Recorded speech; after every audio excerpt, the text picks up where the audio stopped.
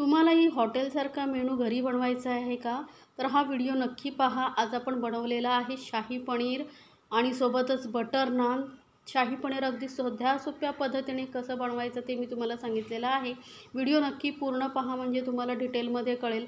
आणि सोबतच आपण हे नान बनवलेले आहेत जे खूपच सॉफ्ट आणि चविष्ट बनतात. अगदी बिना ईस्टचा वापर करता आपण बिना तंदूरचं हे नान आपण घरी बनवणार आहोत. बघू शकता किती सॉफ्ट असे हे नान झालेले आहेत. तर यासाठी आपल्याला लागणार आहे बघा, सर्वप्रथम मैदा घ्यायचा आहे. मैदा चाळून घेऊ शकता. तर इथे मी 2 कप मैदा घेते आहे. कुठलाही 1 कप घ्या, त्याने मापून घेतलात तर तुमचं सर्व साहित्य बरोबर होऊ शकतं. तर इथे मेजरिंग कप किंवा नॉर्मल घरातला कुठलाही कप घ्या. 2 कप इथे मैदा घेतलेला आहे. त्यानंतर आपण 1 चमचा भरून बेकिंग पावडर घेतलेली आहे. बेकिंग पावडरमुळे काय होतं, नान सॉफ्ट होतात आणि असे मस्त चविष्टही होतात. सोबतच अगदी अर्धा चमचा आपण इथे बेकिंग सोडा घेतलेला आहे. बेकिंग सोड्यामुळे नान असे खुसखुशीत होतात आणि बिना ईस्टचा वापर करता आपण बनवतो आहे, तर त्यामुळे बेकिंग सोडा नक्की वापरा. चवीनुसार घालायचं आहे मीठ. आणि आता ह्यामध्ये आपण घालणार आहोत दही. तर अर्धा कप मी दही घेतलेला आहे 2 कप मैद्यासाठी. दह्यामुळे काय होतं, आपण जे ईस्ट वापरत नाही त्यामुळे तो ईस्टचा फ्लेवर आहे तो आपल्याला दह्यामुळे येतो. दही, बेकिंग पावडर, बेकिंग सोडा यामुळे तर दही नक्की घाला. आणि जास्त आंबट घ्यायचं नाही, रूम टेम्परेचरवरचं फ्रेश दही घ्यायचं आहे. आता दही घालून आधी आपण व्यवस्थित मिक्स करून घ्यायचं आहे. त्यानंतरच पाणी, थोडंसं कोमट पाणी घ्यायचं, एकदम थंड किंवा गरम असं नाही, कोमट असं पाणी घ्यायचं आणि त्याने आपण हे पीठ मळून घेणार आहोत. तर बघू शकता थोडं थोडं पीठ घालून आपण हे पाणी घालून हे पीठ मळून घ्यायचं आहे. एकदम साधी सोपी रेसिपी, कोणालाही सहज जमेल. आणि जर रेसिपी आवडली तर चॅनलला लाईक्स, कमेंट्स आणि सबस्क्राईब करायला विसरू नका. सोबतच बेल आयकॉनवरती नक्की क्लिक करा म्हणजे माझ्या नवीन रेसिपीची नोटिफिकेशन लगेचच तुमच्यापर्यंत पोहोचेल. तर पीठ आता बघा आपलं छान असं एकत्र करून झालेलं आहे, मळून झालेलं आहे. आता या पिठामध्ये आपण थोडंसं बटर किंवा तेल लावणार आहोत. त्यामुळे काय होईल, हे चिकटणार नाही जास्त हाताला. तर इथे मी थोडं 1 छोटी क्यूब बटर घेतलेला आहे. थोडं हाताने कुस्करून घालते. ते थोड्या वेळाने लगेचच वितळेल. त्यामुळे इथे तुम्ही तेल किंवा बटर, तूप जे तुम्हाला आवडतं त्याचा वापर करू शकता. आणि चांगलं असं मळून घ्यायचं. आपण इथे बटर नान बनवतो आहे त्यामुळे मी इथे बटरचा वापर केलेला आहे. आता थोडा वेळ आपण छान असं मळून घेतलेलं आहे बघा पीठ. आणि हे आता कवर करून आपल्याला कमीत कमी 2 तास तरी असंच ठेवायचं आहे, म्हणजे पीठ आपलं व्यवस्थित सेट होईल आणि नान आपले असे एकदम हॉटेल रेस्टॉरंटसारखे तयार होतील. तोपर्यंत आपण शाही पनीरसाठी लागणारी चटणी बनवून घेऊया. तर 2 चमचे तेलामध्ये मी इथे 3 मध्यम आकाराचे कांदे असे लांबट उभे चिरून घेतलेले आहेत. आणि मध्यम गॅसवरती आपण हे कांदे छान असे परतून घेणार आहोत. गॅस मध्यम ठेवायचा आहे.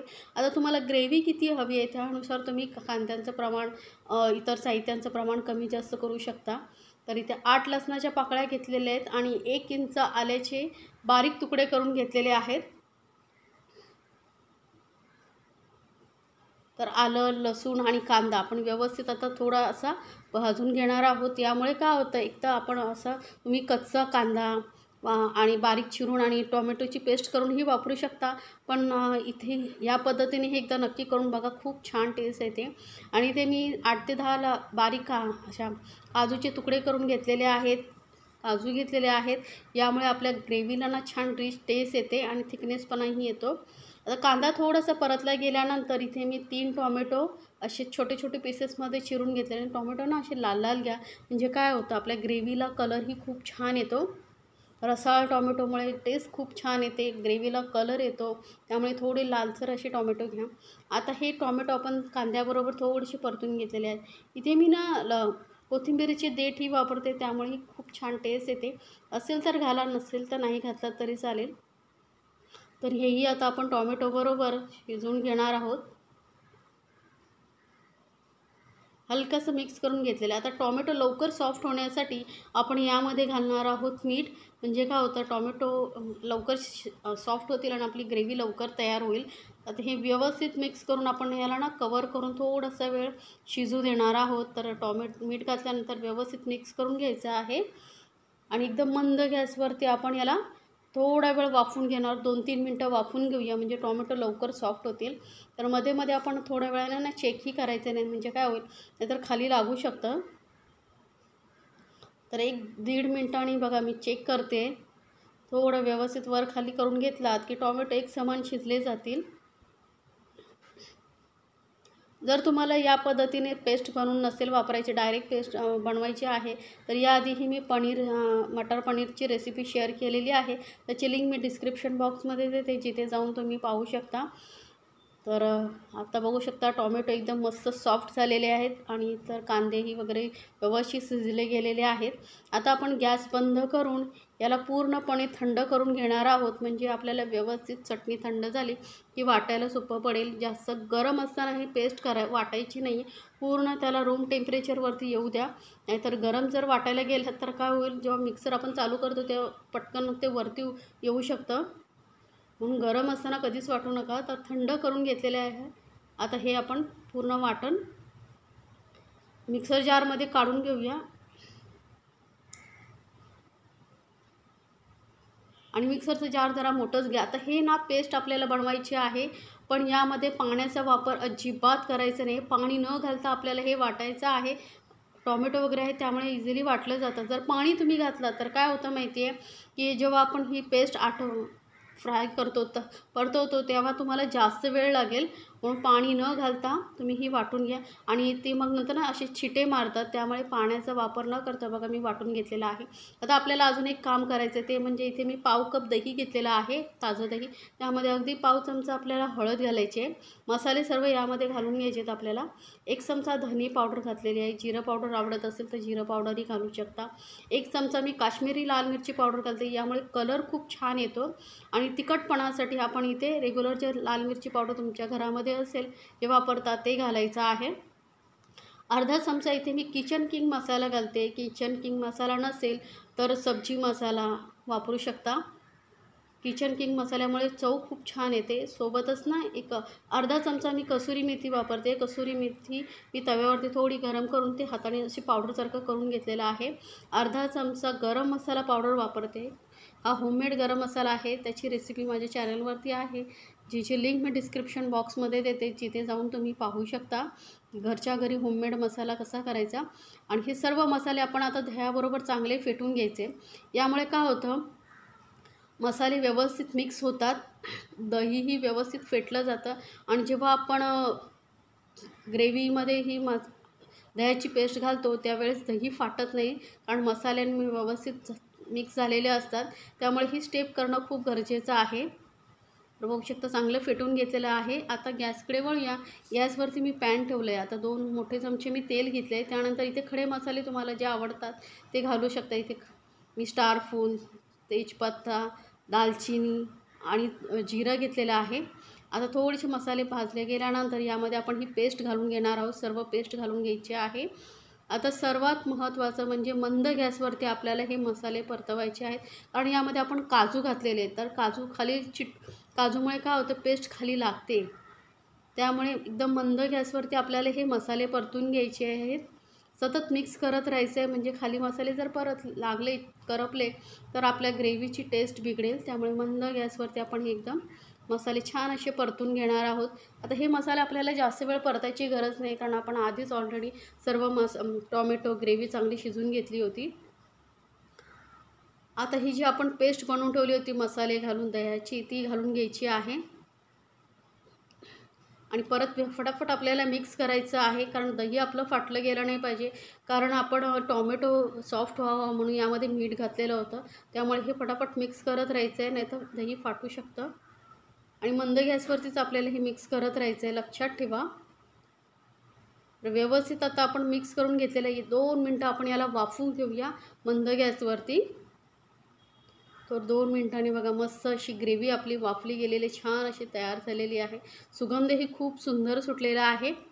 आता ही आपण शाही पनीर मसाला बनवतो आहे, त्यामुळे यामध्ये मी खूप सारा बटर घालते. बटरमुळे छान टेस्ट येते. तर एक मोठा क्यूब मी घेतलेली होती बटर. तर छोटे तुम्ही क्यूब घेणार असाल तर 2 क्यूब जे रेडीमेड भेटतात ते 2 क्यूब घालू शकता. खूप बटर जेवढा जास्त घालाल तेवढा टेस्ट खूप छान येते. तर बटर मिक्स करतानाचा व्हिडिओ जरा स्किप झालेला आहे माझ्याकडून. व्यवस्थित बघा ग्रेव्ही छान मिक्स झालेली आहे. आता यामध्ये आपण घालूया पनीर. तर इथे मी 1/2 किलो पनीरचे असे मध्यम आकाराचे तुकडे करून घेतलेले आहेत, ते घालून घेऊया आणि आता व्यवस्थित मिक्स करून घेऊया. आता ही ग्रेव्ही जी आहे घट्ट आहे, तर ही पातळ करण्यासाठी आपण इथे एक असं साहित्य वापरणार आहे ज्यामुळे आपल्या पनीरला शाही पनीरचं टेस्ट येणार आहे. कारण आपण ही शाही पनीर वापरतो आहे, त्यामुळे जर व्यवस्थित यामध्ये साहित्य वापरलं नाही तर ती टेस्ट येणार नाही जी रेस्टॉरंटमध्ये येते. आता यामध्ये आपण मीठ घालूया.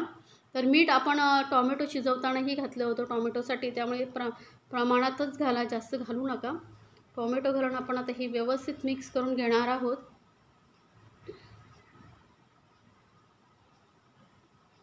तर ग्रेव्ही बघा मस्त अशी दाटसर आहे. आता हे थोडंसं पातळ करण्यासाठी आपण इथे पाणी नाही तर वापरणार आहोत दूध. तर इथे अर्धा कप मी दूध घेतलेलं आहे. दूध घालून आपण व्यवस्थित मिक्स करून घेऊया. यामुळे ना आपल्या शाही पनीरला अजून टेस्ट येते. तर नक्की वापरून बघा या पद्धतीने. तुम्हाला आवडत असेल तर फ्रेश क्रीमही तुम्ही वापरू शकता किंवा दुधावरची मलाई असते तीही वापरू शकता. मग दुधावरची मलाई वापरत असाल तर दूध नाही घातला तरी चालेल. तर 1/2 कप एवढी मलाई घालू शकता, त्यानेही रिच टेस्ट येते. तर आपण शाही पनीर बनवतो आहे तर साहित्यही शाही पद्धतीनेच वापरलं पाहिजे. तर आता वरून थोडीशी कोथिंबीर घालूया आणि मिक्स करून घेऊया, कारण आपली ग्रेव्ही ऑलरेडी चांगली परतली गेलेली आहे. त्यामुळे फक्त पनीरमध्ये सगळे फ्लेवर उतरण्यासाठी 2-3 मिनटं आपण वाफ देऊन घेऊया. होऊ शकतं मस्त अशी आपली शाही पनीर मसाला तयार झालेला आहे. किती कलर सुंदर आलेला आहे आणि तेवढंच जबरदस्त टेस्टी असं हे आपला शाही पनीर मसाला तयार होतो. तर नक्की बनवा आणि मला कमेंट्समध्ये ज़रूर सांगा तुम्हाला ही रेसिपी कशी वाटली. एकदम जबरदस्त टेस्टी, रेस्टॉरंटपेक्षाही तुम्ही टेस्टी घरच्या घरी बनवू शकता. आणि ग्रेव्ही ही किती थिक झालेली आहे. तर ग्रेव्हीचं प्रमाण तुम्ही तुमच्या आवडीनुसार कमी जास्त करू शकता. तर वरून थोडीशी मी हलकीशी कोथिंबीर घालते आणि तर शाही पनीर आपलं तयार आहे. आता आपण रोटी बनवून घेऊया.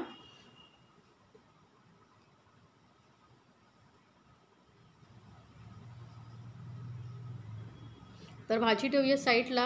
आता बघू शकता आपलं पीठ मस्त फुललेलं आहे, छान असं एकदम हलकं फुलकं झालेलं आहे बघू शकता. कारण 2 तास तरी मी ठेवलं होतं.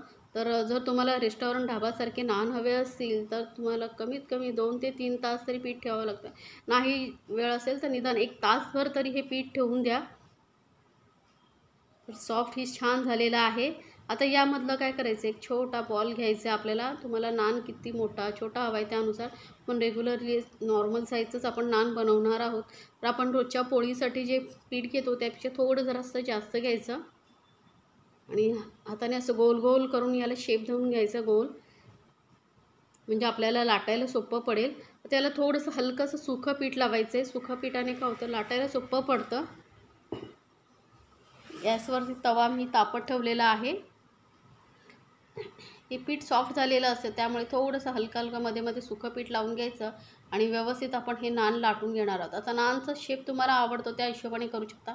पण नान रेग्युलरली कसे लांबट असतात त्यामुळे मी थोडंसं लांबट याला लाटून घेते. मैदा आहे तुम्ही उचललात की परत तो छोटा होतो, त्यामुळे एकदम व्यवस्थित आपल्याला थोडा वेळ लाटून घ्यायचं आहे. लांबट असा आकार देते मी.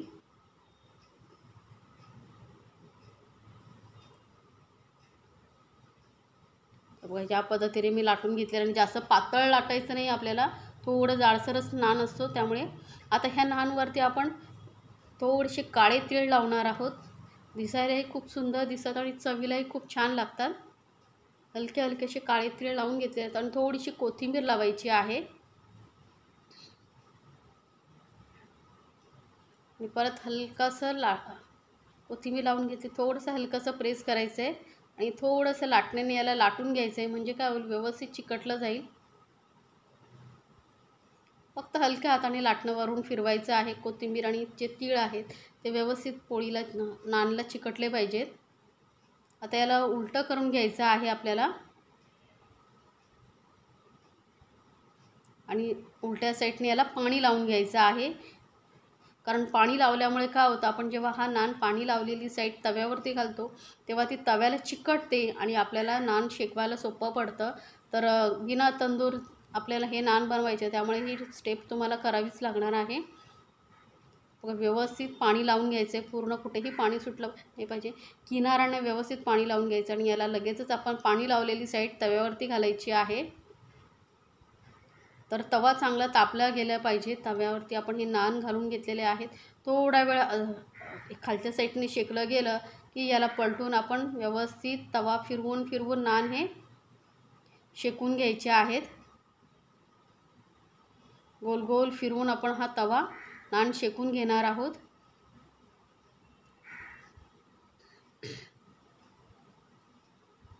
तर बघू शकता नान आपलं छान अशा शेकला गेला आहे. कलर खूप छान आलेला आहे. असं थोडंसं असं वरून कलर येईपर्यंत आपण हे नान शेकून घेणार आहोत. त्यामुळे मस्त दिसत आहेत. आणि वरून थोडं बटर लावूया, कारण आपण बटर नान बनवतो आहे, त्यामुळे बटर लावणं खूप गरजेचं आहे. गरम गरम असताना बटर लावला की व्यवस्थित बटर लागला जातो आणि वितळतोही छान. तर पूर्ण बटर किंवा तेल तुम्हाला लावायचं असेल तर लावू शकता, पण आपण आज बटर नान बनवतो आहे त्यामुळे थोडं जास्त प्रमाणात इथे बटर लावलेलं आहे. तर नान आपला तयार झालेला आहे. बघू शकता मस्त असा दोन्ही साईडने व्यवस्थित शेकला गेलेला आहे. मी तुम्हाला पलटूनही दाखवते. बघू शकता मस्त कलर खूप आलेला आहे छान दोन्ही साईडने. तर आपला हा घरच्या घरी नान बटर नान तयार आहे. तर तुम्हीही नक्की बनवा आणि मला कमेंट्समध्ये ज़रूर सांगा. घरी पाहुणे वगैरे येणार असतील तर तुम्ही हे बटर नान आणि शाही पनीर मसाला घरच्या घरी बनवू शकता. अगदी घरी बनवलेले नान सोपेही आणि मस्तही स्वस्तही होतात आणि खाण्यासाठीही खूप चविष्ट लागतात. तर नक्की बनवा आणि आपल्या फॅमिलीसोबत एन्जॉय करा. गरमागरम बटर नान आणि शाही पनीर. तर नान तुम्ही बघू शकता किती सॉफ्ट असे झालेले आहेत.